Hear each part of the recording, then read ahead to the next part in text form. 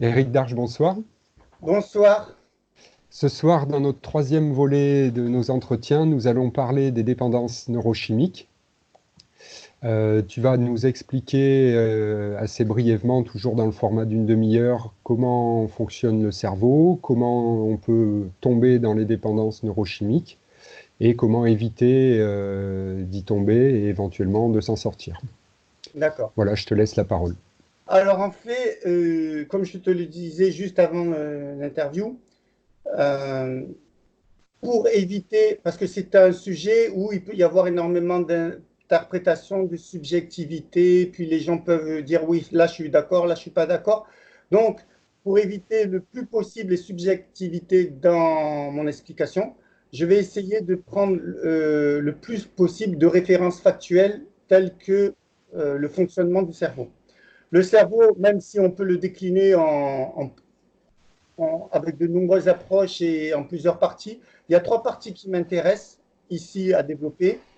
C'est le cerveau reptilien ou le cerveau archaïque ou le cerveau primaire, qui est le cerveau qui correspond à nos instincts, euh, l'instinct animal qui est en nous et qui évidemment se trouve chez les animaux.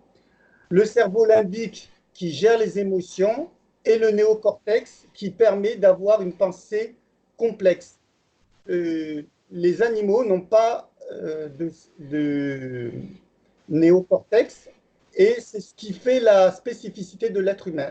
L'être humain est capable de voyager dans le temps, dans l'espace, il est capable de se projeter dans le futur, il peut aussi aller dans le passé, il peut faire des perspectives et lorsqu'il a un objectif, il peut euh, prévoir les étapes et les conséquences de ses décisions.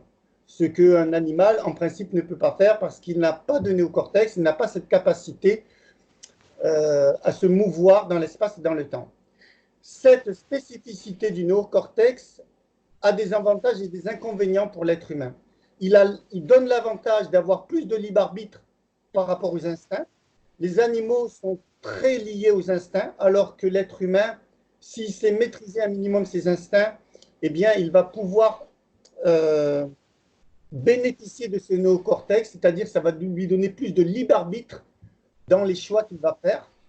Par contre, la conséquence d'avoir euh, ce libre arbitre, c'est que s'il se laisse aller à ses instincts, alors il peut être encore bien plus prisonnier de ses instincts que ne le sont les animaux. D'accord. Et ça, c'est une caractéristique. On voit bien que à l'état normal, sauf si on prend un animal et on le met dans des conditions spécifiques, mais un animal à l'état normal n'est pas soumis aux addictions. On me dira aussi qu'un être humain à l'état normal n'est pas soumis aux addictions, ce qui Tout à est fait. pas non plus faux. Mais aujourd'hui, l'être humain, dans la société où on est, et dans la culture où on est, où on encourage les gens à dépenser et à être dépendants justement pour pouvoir acheter de plus en plus, eh bien, si une personne n'a pas de vigilance sur certains mécanismes neurochimiques, il peut très facilement rentrer dans les dépendances. Lorsque j'ai fait ce poste il y a environ 3 semaines et que j'ai prévenu mon public que j'allais faire une vidéo sur les dépendances neurochimiques, j'ai eu énormément de likes, dans le sens que les gens ont témoigné leur intérêt pour ce sujet. Et en fait, ça se comprend parce que l'on soit riche, pauvre, que l'on soit socialement qu'on occupe un poste important ou que l'on soit, qu'on n'ait pas de position sociale, quel que soit le statut, quel que soit le sexe, quelle que soit la richesse ou le fait d'être pauvre, les dépendances neurochimiques touchent tout le monde. Tout le monde est sujet au stress et Exactement. à la contrariété, quoi. Et voilà. Alors, ce que l'on va faire, c'est que l'on va essayer de voir dans un premier temps comment fonctionne le cerveau et ensuite comment on peut faire pour en devenir maître. Donc, comme je viens de le voir, ce qui est une particularité pour l'être humain, c'est de bénéficier de ce cerveau, ce néocortex, qui nous permet d'avoir une pensée complexe, qui qui est synonyme de libre arbitre plus important que les animaux, sauf que si on ne sait pas l'utiliser, eh bien, on peut être beaucoup plus enfermé que ne le sont les animaux dans leur instinct. Ok. Alors, ce qu'on va. Alors, il y a une autre notion qui est très importante et que je souhaitais préciser en préambule avant de rentrer dans le vif du sujet. C'est que dans nos sociétés, on a émis énormément de lois et de règles pour favoriser la vie et pour favoriser une bonne entente entre les gens. Et donc pour favoriser le fait que les gens puissent vivre le plus En longtemps société. possible dans les meilleures conditions. Ça, ce sont les règles sociales. Il faut savoir aussi que biologiquement, le cerveau est programmé pour favoriser la vie. Et par quel mécanisme? Par le mécanisme du plaisir et de la douleur. Il y a des récepteurs au plaisir, il y a des récepteurs qui favorisent l'expression du plaisir, il y a des récepteurs et toute une neurochimie qui favorise l'expression de la douleur. Et ces deux pôles nous permettent de favoriser le respect de l'intégrité du corps humain, de l'être humain. Je vais m'expliquer. Lorsque, par exemple, je mets ma main ou mon doigt près d'une flamme, je vais immédiatement ressentir une douleur. Cette douleur a un intérêt, c'est qu'elle va m'encourager à retirer ma main. Autrement, je vais me brûler et détériorer l'intégrité de ma main. Donc, on voit que la douleur a un rôle salvateur pour favoriser l'intégrité de mon corps. Par contre, maintenant, en parlant du plaisir, lorsqu'on mange, c'est quelque chose d'important pour favoriser la vie, eh bien, on a du plaisir à manger. Et alors, bien sûr, il y a toutes sortes de mécanismes qui nous incitent à manger, qui nous donnent l'appétit, etc. On ne va pas rentrer là-dedans parce que ce n'est pas ce qui nous intéresse C'est un aujourd'hui. autre débat. Mais la notion de plaisir nous encourage à avoir des actions qui favorisent la pérennité de la vie, telles que manger, telles que se reproduire, et d'autres actions encore qui favorisent le fait que la vie puisse se perpétuer sur Terre. Donc on voit que la douleur et le plaisir sont deux pôles qui sont là pour nous canaliser et pour nous éviter les excès et pour nous éviter aussi d'oublier de manger ou d'oublier de se reproduire en fait. Le fait qu'il y ait la notion de plaisir, c'est quelque chose qui va être un moteur à que l'on accomplisse certaines actions. Le problème, c'est lorsque ces notions de plaisir et de douleur sont utilisées, comme je le précisais dans le texte, de manière outrancière. Qu'est-ce que ça veut dire? Ça veut dire qu'à un moment donné, on va isoler, par exemple, une séquence, un comportement qui va nous apporter énormément de plaisir. Ou bien, ceux qui rentrent dans comment on dit, le fait que les gens qui cherchent la douleur, les Le masochisme. voilà, où ils vont chercher la douleur, d'ailleurs, pour générer du plaisir. Donc, on voit lorsque on cherche de manière délibérée à produire du plaisir pour le plaisir, sans que ça soit porteur d'une action qui ait du sens, à ce moment-là, on rentre dans les dépendances neurochimiques. Et c'est là le danger de l'être humain. C'est que, enfin, le danger, ce n'est pas le danger de l'être humain, c'est le danger d'un manque de vigilance qui peut l'entraîner à des égarements. Alors, Tu voulais nous citer un petit exemple par rapport au plaisir et à la douleur. Il y a des maladies qui vont distordre ces notions de plaisir et de douleur. Et c'est très alors, important. L'exemple que tu voulais prendre, c'était l'analgésie congénitale. Alors, c'est intéressant que tu fasses cette précision. L'analgésie congénitale, c'est intéressant parce que c'est une maladie où la personne ne ressent plus de douleur. Alors, on pourrait considérer que c'est un avantage, sauf que si je ne ressens plus la douleur, je peux mettre ma main, par exemple, dans le feu et complètement la détériorer. Alors, on voit tout l'intérêt de ressentir de la douleur. Voilà. Pour Alors, préserver l'espèce et voilà, c'est ça, pour préserver la vie, pour préserver l'intégrité du corps humain. Maintenant, au niveau des dépendances neurochimiques, quels sont les mécanismes qui expliquent les dépendances neurochimiques? Alors, il faut savoir que il y a ce qu'on appelle le circuit de récompense. Le circuit de récompense est un mécanisme qui favorise le plaisir Alors, c'est un mécanisme qui va favoriser la sécrétion de dopamine. Il n'y a pas que la dopamine, il y a la sérotonine, il y a d'autres neuromédiateurs qui rentrent en jeu dans ce mécanisme de la récompense. Grosso modo, c'est chaque fois que je fais une certaine action, eh bien, le mécanisme le circuit de récompense va s'activer pour favoriser un sentiment de plaisir. Et donc, c'est exactement ce que je disais tout à l'heure. Ces mécanismes, ce circuit de récompense est là pour favoriser bien l'envie de manger, l'envie de se reproduire d'autres mécanismes qui favorisent la, la continuité de la vie. Et peut-être à sélectionner aussi ce qui est bon pour nous, parce que telle personne ne va pas avoir envie de manger de telles choses et ça lui fera moins plaisir à tel moment, comme elle n'aura pas envie de se reproduire avec telle autre personne. C'est lié à toutes ces sécrétions. C'est très subtil, hein, il ne faut pas être réducteur, quoi. Oui, là tu as tout à fait raison de préciser ça. Là, je parle de manière très généralisée. Après, je ne peux pas rentrer dans les nuances. C'est juste pour donner un schéma conducteur pour comprendre comment s'installe une dépendance neurochimique.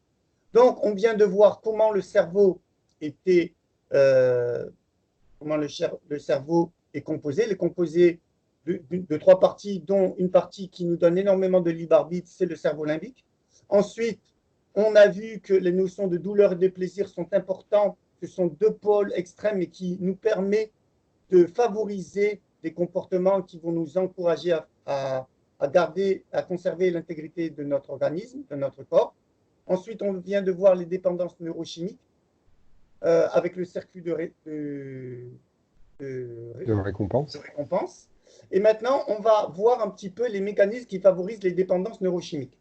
Alors, dans les mécanismes qui favorisent les dépendances neurochimiques, il y a deux thèmes, il y a deux paramètres qui sont très importants à noter. Il y a toutes les dépendances neurochimiques qui sont en relation avec l'alimentation, donc le fait de consommer trop d'alcool, le fait de consommer trop de sucre. Dès qu'on consomme trop de quelque chose, surtout si ce quelque chose est capable de déclencher les mécanismes de récompense, alors très très vite, on rentre dans les dépendances neurochimiques. On peut citer le café, l'alcool, les cigarettes, les drogues dures, les drogues douces, même si je considère que les drogues douces, c'est juste... C'est trop en soi, quoi. Ben, c'est une tromperie parce que ça n'existe pas, les drogues douces. Le cannabis, même si c'est une drogue moins violente que d'autres drogues, ça rend dépendant les gens et ça les empêche vraiment d'exprimer leur potentiel. Donc pour moi, c'est quelque chose qu'il vaut mieux éviter. Je n'ai aucun jugement pour les personnes qui fument du cannabis, mais par contre, je dis que ce n'est pas une drogue. Il faut être vigilant, quoi. Voilà, qui altère l'organisme. Est-ce que tu peux, deux petites... Tu dis consommer trop de quelque chose, mais qu'est-ce que ça veut dire trop en deux mots? Alors, trop de quelque chose, c'est important que tu fasses cette précision. Trop, c'est à partir du moment où on devient dépendant de quelque chose. Alors, évidemment qu'il faut faire attention parce qu'il y a des gens qui, par exemple, qui boivent régulièrement de l'alcool et qui disent, mais moi, t'inquiète pas, j'ai la maîtrise, je m'arrête quand je veux. Eh bien, vraiment, ce que moi je propose aux gens qui affirment cela, c'est de vérifier s'ils sont capables de s'arrêter pendant un mois et s'ils n'ont aucun manque. S'ils n'ont aucun manque, aucune envie intempestive d'en consommer, alors ça veut dire qu'en effet, ils ne sont pas dépendants neurochimiquement. S'ils ne peuvent pas résister à l'envie au bout de quelques jours, quelques semaines, eh bien, c'est que malgré les affirmations péremptoires, eh bien, il y a une dépendance neurochimique qui s'est installée. Une dépendance neurochimique, on la vérifie à partir du moment où on a du mal à résister à l'envie de consommer ou d'avoir tel ou tel comportement.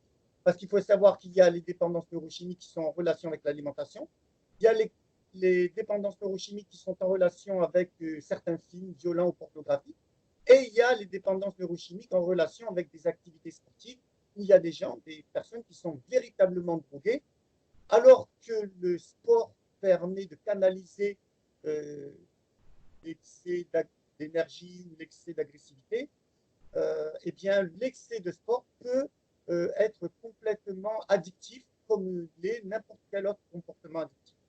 Donc, il faut être vigilant.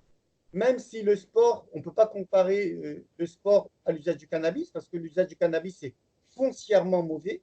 Le sport, la pratique du sport n'est pas foncièrement mauvaise, mais c'est son excès qui peut devenir nocif et favoriser une addiction. Et pour la nourriture, c'est pareil, du coup, on ne peut pas se passer de manger, enfin, on peut jeûner, mais peut-être pas. C'est l'excès de nourriture, on va dire. Oui, De et manger en d'ailleurs, trop grande quantité. aujourd'hui, on parle beaucoup des dépendances neurochimiques en relation avec la consommation excessive. Et maintenant, je vois qu'il y a une sorte de, de déviation dans le sens qu'il y a des gens qui se lancent dans des jeûnes sans fin. Ils jeûnent. Alors, autant le jeûne, moi j'y adhère parce que je pense que ça peut être une, une méthode pour se régénérer qui est indiscutable scientifiquement. Mais je pense qu'il y a des gens qui se lancent dans des jeûnes perpétuels. En fait, ils cessent de manger plus que les périodes où ils mangent. Et ensuite, eh ben, ils vont avoir des problèmes de carence. Bon, en fait, parenthèse fermée parce Ok, que ok. je Non, mais dois, c'est très clair au moins. voilà, je dois développer d'autres parties qui sont importantes. Ensuite, comment éviter de tomber dans les dépendances neurochimiques? Alors, bien sûr, en ce qui concerne les dépendances neurochimiques en relation avec l'alimentation, eh bien, il faut essayer d'être vigilant et de ne pas consommer les choses par plaisir. On doit manger avec du plaisir, mais l'objectif de manger, c'est pas apporter du plaisir, c'est nourrir les cellules pour favoriser la vie. On voit bien le distinguo, il y a une hiérarchie. On se nourrit pour vivre et en même temps, il faut que ça génère du plaisir. Par contre, là où ça devient problématique, c'est lorsqu'on isole une action uniquement pour générer du plaisir.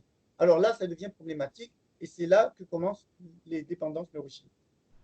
Ok. Maintenant, je voudrais parler des dépendances neurochimiques qui naissent d'un déséquilibre émotionnel. Qu'est-ce que c'est un déséquilibre émotionnel? C'est je suis déçu de quelque chose, je m'attendais à quelque chose et j'ai le résultat inverse. Et donc, lorsqu'on est déçu de quelque chose, eh bien, on peut rentrer en dépression, on a un mal-être, et ce mal-être provoque une douleur pas physique, mais une douleur Une émotionnelle, souffrance, comme on dit. une souffrance, et cette souffrance, on va vouloir la combler par un plaisir.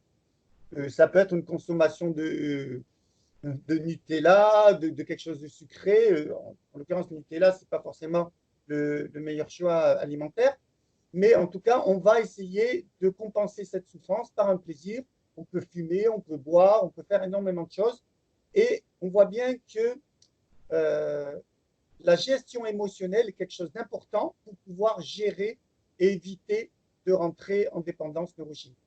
Alors, moi, je vais donner quelques éléments qui peuvent être constructifs pour mieux maîtriser la gestion de ces émotions. Si par exemple j'ai un rendez-vous important et ce rendez-vous important qui peut-être me permettrait d'avoir une promotion, gagner plus d'argent ou avoir par exemple une sortie, voilà. Et au dernier moment, pour X raisons, on m'appelle, on m'envoie un SMS ou on me dit au téléphone que ce rendez-vous est annulé. Et bien évidemment, si je ne suis pas vigilant, immédiatement, je vais ressentir, pas forcément une douleur, mais je vais ressentir un malaise. Déçu, Je vais être déçu. Alors, profondément déçu, comme on dit. voilà, on peut être profondément déçu. Qu'est-ce qu'on peut faire pour ne pas être profondément déçu? Il faut savoir une chose, c'est qu'il faut déjà accepter l'idée que ce n'est jamais les événements eux-mêmes qui favorisent la joie ou la souffrance, c'est notre interprétation de l'événement. Pour être plus clair, je vais donner l'exemple du deuil. Ici, en Orient, lorsqu'on perd une personne, en général, ça génère de la tristesse parce qu'on considère qu'on a perdu quelqu'un. On dit bien, j'ai perdu telle personne. Donc, le fait qu'une personne décède, on considère qu'on a perdu quelque chose et ça génère de la souffrance. Eh bien, dans certains pays euh, orientaux, je crois entre autres en Inde, eh bien, même dans certaines zones de l'Afrique, eh bien, le décès est, on fait des fêtes pour célébrer le fait qu'une personne vient de s'en aller. Et donc, on voit pour le même événement, Chez certaines personnes, ça va générer de la souffrance et chez d'autres personnes, ça va générer de la joie. Donc, on peut en conclure que ce n'est jamais un événement lui-même, quoi que ce soit qui nous arrive, qui va générer une souffrance. C'est notre interprétation, notre lecture de l'événement qui va générer une émotion, on va dire entre guillemets positive ou négative, une souffrance ou un plaisir. Le sens qu'on lui attribue, on pourrait dire. Exactement.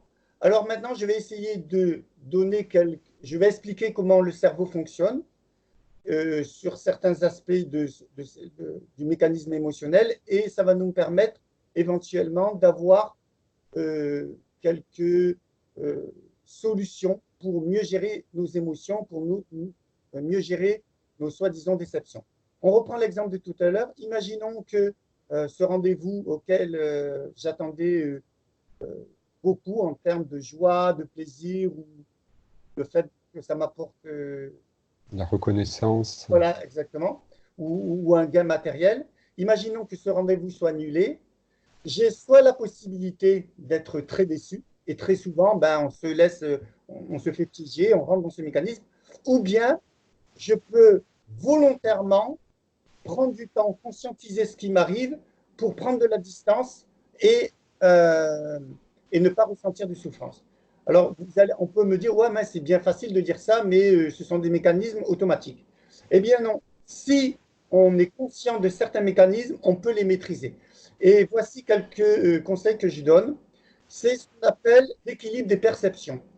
Lorsque je m'attends par exemple, j'ai un rendez-vous, je m'attends à obtenir du plaisir, de la joie de rencontrer telle personne et il est annulé, je peux très bien, euh, par ma conscience, me dire et me poser quelques questions. En Déjà, amont. déjà il y a ce qu'on appelle, il faut savoir mettre, avant de rentrer dans le raisonnement pur, il faut savoir considérer des choses qui sont factuelles. Et j'aime bien cette formule qui dit, je ne sais pas ce que je ne sais pas. Est-ce que si cet événement s'était produit, est-ce que j'aurais eu aussi et tant de joie ou tant de plaisir que que je me l'imagine? Et ça, lorsque on tire des plans sur la comète, on est dans le fantasme, on n'est pas dans la réalité. Donc lorsque un événement est annulé, personne ne peut nous dire si cet événement aurait à 100%, aurait pu nous apporter à 100% autant de On en plaisir attendait. qu'on l'a imaginé. Ça, c'est la première chose. Ensuite, il faut essayer de voir les avantages que l'on pourrait tirer du fait que cet événement soit annulé. Et en fait, le problème, c'est qu'on n'a pas tendance à avoir cet équilibre des perceptions. On est focalisé sur le fait qu'on a perdu quelque chose et on voit que les inconvénients qu'on a imaginés. Et évidemment que si on est dans un sentiment de perte, eh bien, on va avoir envie de compenser cette douleur par du plaisir et on aura envie de manger du chocolat, des choses sucrées Se ou prendre des une cuite. cigarettes. Comment? Se prendre une cuite. Voilà, voilà. Donc, ce qui est intéressant, c'est que l'on peut maîtriser un événement grâce à l'équilibre des perceptions. Et il y a des spécialistes du cerveau qui se sont aperçus que lorsque un événement arrive, euh, quel qu'il soit, on a tendance à avoir trois actions. On a tendance à généraliser, on a tendance à sélectionner et on a tendance à distordre l'information. À généraliser, par exemple, imaginons que quelque chose de négatif, entre guillemets, m'arrive, eh bien, je risque, si je ne suis pas assez vigilant, de dire, eh bien, c'est toujours la même chose, il m'arrive toujours les mêmes choses. Lorsque je parle comme ça, je généralise. Évidemment que quand on généralise dans le négatif, on ne peut pas se sentir bien. Ensuite, on a tendance à sélectionner. Sélectionner, c'est-à-dire qu'on a tendance à faire un focus uniquement sur les choses qui ne se passent pas bien dans notre vie, en oubliant tout ce qui se passe de bien. Et c'est le fait de manquer de présence dans notre manière de vivre et de manquer de gratitude sur des choses simples, le fait de respirer, de voir, de se mouvoir, qui fait que, à force de ne pas faire attention aux choses positives, on a tendance, et qui sont favorables à notre épanouissement, on a tendance, sans s'en rendre compte, à sélectionner et à faire toute une montagne des choses qui nous sont désagréables selon notre interprétation. Donc, attention à la généralisation, attention à la sélection. Et il y a une troisième mécanique du cerveau, c'est le fait de distordre une information, c'est-à-dire au lieu de la regarder de manière objective, on l'interprète d'une certaine manière et donc on la distord par rapport à la réalité. Donc, si on équilibre ses perceptions et on est vigilant sur la généralisation, la sélection, la distorsion, et qu'en plus de ça, on sait vivre le moment présent et qu'on est capable de fêter, d'être dans la gratitude, dire merci plus souvent, être admiratif, être à l'écoute, je sais pas, d'un lever de soleil, d'une fleur, de mille choses simples, mais qui nous apportent de la joie, on sera beaucoup moins carencé dans ce sentiment de bien-être et on n'aura pas besoin de rentrer dans des addictions. Les gens qui rentrent dans des addictions, très souvent, ils ne sont pas assez vigilants de toutes les petites choses qui pourraient leur apporter de la joie. Et lorsqu'on manque de joie et de bonheur dans sa vie, on a tendance à créer des joies fictives et complètement addictives. Voilà. D'accord. Et petite question, tout à l'heure, tu disais prendre du recul pour équilibrer les perceptions, mais je ne suis pas bien certain. Est-ce que c'est en amont de l'événement? Est-ce que c'est avant d'avoir l'entretien d'embauche? Je me dis Non, non, attention, ou non, c'est après? l'équilibre des perceptions, c'est au moment où on subit une émotion qui est déséquilibrante. D'accord. C'est-à-dire, non, non, oui, bien sûr, on peut s'y préparer, mais l'équilibre des perceptions, ça permet de revoir une De séquence. se repasser le film, quoi. Voilà, et Ok. au lieu de voir cette séquence uniquement sous un aspect qui va générer des émotions lourdes, eh bien, on va essayer de le voir. D'alléger, quoi.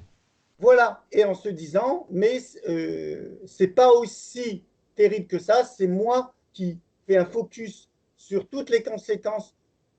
Par exemple, j'ai un rendez-vous qui est manqué et je me dis, ouais, mais si ce rendez-vous n'avait pas été manqué, j'aurais pu faire ceci, ceci et cela. Sauf que peut-être que si ce rendez-vous n'avait pas été manqué, j'aurais pu me traverser la route et me faire écraser.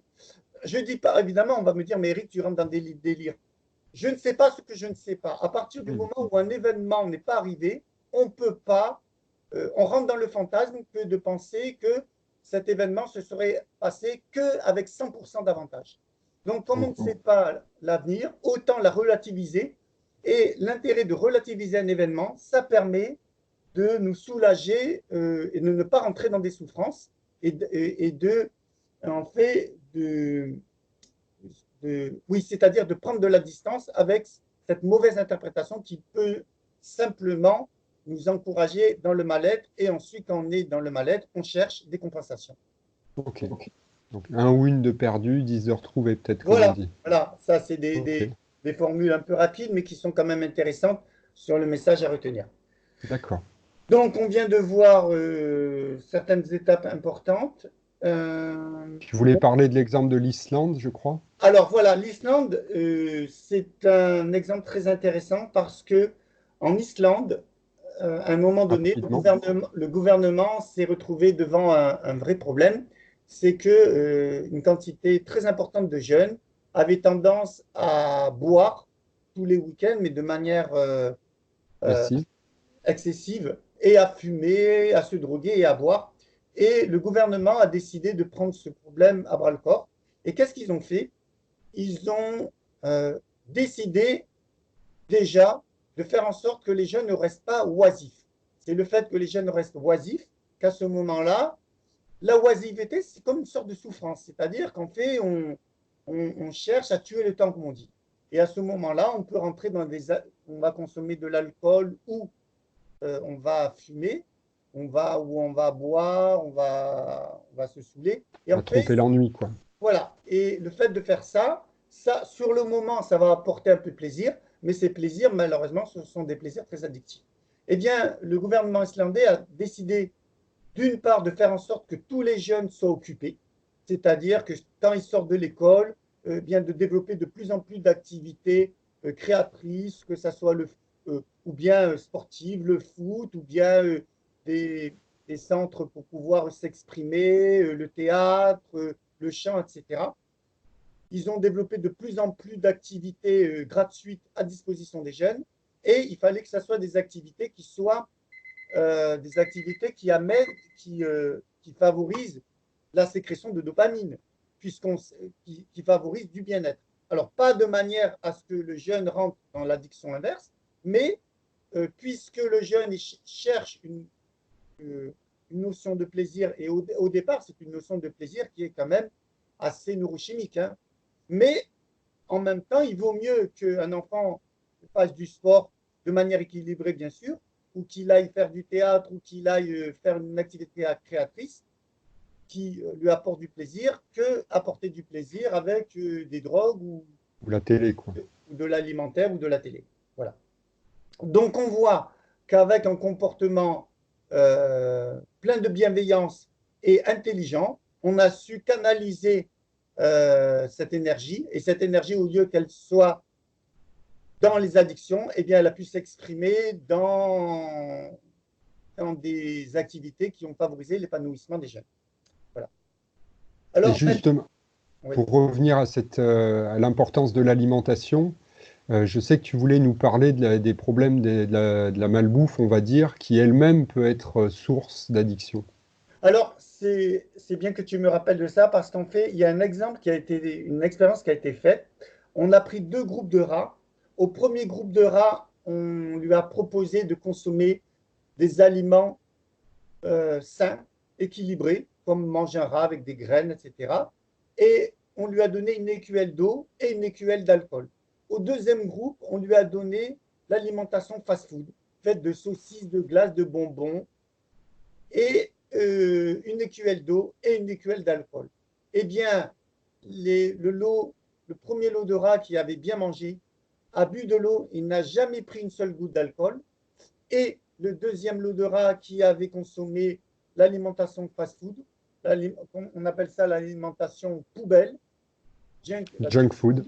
eh bien, ils ont cessé de boire de l'eau et ils ont consommé d'alcool au point de devenir alcooliques. Et d'ailleurs de mourir d'une maladie hépatique.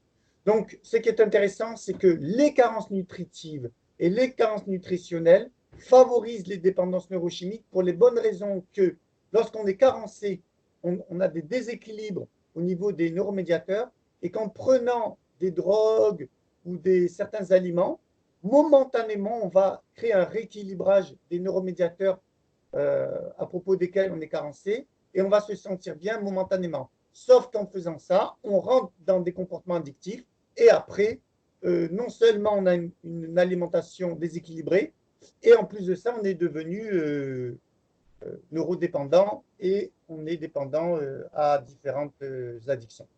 Donc on voit D'accord. que l'alimentation déséquilibrée peut être une cause de comportements déviants favorisant les addictions. Donc, moi, j'encourage énormément les jeunes qui souhaitent arrêter de fumer, de boire ou d'avoir une addiction, évidemment de se poser des questions sur la genèse de leur comportement, parce qu'il faut savoir qu'il faut remettre dans un contexte familial, il faut remettre dans un contexte de vie chaque addiction, ça je veux bien l'entendre. Il y a des gens qui subissent des problèmes émotionnels dans leur famille, qui sont pas reconnus par leurs parents, etc. Donc évidemment que c'est assez complexe et qu'on ne peut pas schématiser en 2 secondes. Par contre, il faut que la personne qui souhaite sortir d'une dépendance prenne des bonnes habitudes au niveau alimentaire, parce que tant qu'une personne mangera mal avec une nourriture carencée, une nourriture pauvre en micronutriments et riche en additifs, eh bien rien que ça va favoriser les dépendances neurochimiques. Donc il faut réorganiser son comportement, ses attitudes, sa manière de voir les choses, essayer d'être dans la gratitude, essayer de respecter les temps de repos, d'activité, essayer évidemment de ne pas être dans les excès d'Internet, du portable, etc. Essayer de faire du sport de manière équilibrée, avoir une alimentation riche en nutriments, équilibrée aussi au niveau des classes alimentaires, et essayer de travailler sur l'équilibre de ses perceptions, sur la manière d'appréhender ses émotions. Et là, ce sont des grandes lignes qui permettent de petit à petit de se libérer de toutes sortes d'addictions. Évidemment que dans le cadre de cette interview, je ne peux pas rentrer dans les détails parce que là, j'ai fait quelque chose d'assez global. Il faut savoir que une dépendance au café, une dépendance à la cigarette, une dépendance au cannabis, une dépendance aux aliments sucrés, au-delà du fait que dans tous les cas, le circuit de récompense est mis en cause, il y a toutes sortes de neuromédiateurs et d'hormones qui sont sollicités de manière spécifique en fonction des dépendances neurochimiques. Il faut savoir que, par exemple, une personne qui est dépendante au sucre, en plus d'avoir un problème avec le circuit de dépendance à la dopamine, elle a souvent un problème de régulation de la glycémie avec l'insuline. Et donc, on voit bien que selon certaines dépendances neurochimiques, il faut avoir des réponses appropriées et qu'on ne peut pas dire que le circuit de récompense, si on le règle, on a tout réglé. Mais c'est quand même intéressant d'avoir fait le tour des grands mécanismes qui sont à l'origine de nombreuses dépendances neurochimiques. Voilà. Donc, du coup, dans le cadre de la naturopathie ou de ta pratique à toi, comment tu peux décrire brièvement comment ça se passe? Si on peut venir te voir pour dire je vais arrêter de fumer? Alors, voilà, ce qui se passe, c'est que je me suis rendu compte que les personnes qui veulent arrêter une dépendance, ce n'est pas en une seule consultation que les choses peuvent se régler. Moi, je pense qu'un minimum, par l'expérience, il faut au minimum 3 séances, à raison d'une par mois minimum. Peut-être c'est le minimum qu'il faut. Eh bien, moi, ce que je propose et que j'ai mis au point depuis pas mal d'années, c'est le fait que la personne s'engage à faire 3 consultations. Donc, en fait, c'est un forfait pour 3 consultations. Le fait qu'elle s'engage à un forfait pour 3 consultations, ça l'engage à venir régulièrement et du coup, on est plus sûr du résultat que si elle pense qu'avec une seule consultation, je lui donne un mode d'emploi et que le résultat est assuré au bout. Donc, je pense que le coach, il y a certaines personnes qui n'ont pas besoin de coach et qui ont assez de volonté et de liberté neurochimique pour se libérer d'une addiction. Et il y en a d'autres, selon, c'est pas qu'ils manquent de volonté, mais il y a des gens qui sont, comme on dit, bien accrochés, et pour mille et une raisons. Et ces personnes ont besoin d'être coachées un minimum de temps pour les permettre. En fin de compte, un coaching, c'est un accompagnement et qui permet à la personne de se sentir épaulée et passer cette période. Si elle a gagné en autonomie, eh ben, elle pourra continuer toute seule jusqu'au moment où elle va se libérer totalement. Donc moi, je Donc, ça peut... propose des coachings minimum sur, euh, sur 3 mois, à raison minimum d'une par mois. Et très souvent, quand les gens sont sérieux, eh bien, on a des résultats positifs au final. De toute manière, l'investissement de la personne est toujours sollicité. D'accord. Et après, ça peut être sous forme de stage, d'atelier. Tu fais quand Alors, même pas mal de voilà, choses en plus. voilà, ça, c'est en ce qui concerne les accompagnements en consultation privée.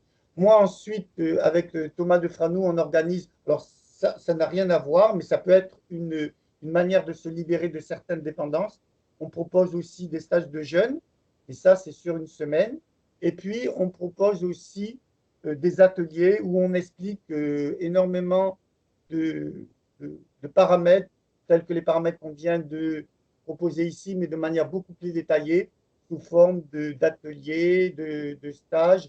Et donc, pour toutes les personnes qui sont intéressées par mes activités et celles que je fais aussi avec notre hygiéniste Thomas Defranou, eh bien, n'hésitez pas soit à m'appeler au 04 42 96 33 18, soit à aller sur mon site www.héritage.com. Mais là, souvent, il n'y a pas toujours tout mon agenda. Ou bien vous essayez de me rejoindre sur mon groupe naturopathie, hygiénisme et alimentation vivante. Mais si vous m'appelez au téléphone, eh bien, je vous donnerai, vous me donnez votre adresse email et je vous tiendrai au courant de toutes les activités que je mets en place. Voilà. D'accord.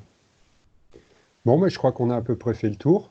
Oui, ben, merci beaucoup, Voilà. Thio. Je te remercie beaucoup parce que j'avais besoin de ton aide pour bien cadrer Mais je mon t'en prie, ma c'est toujours démonstration un plaisir.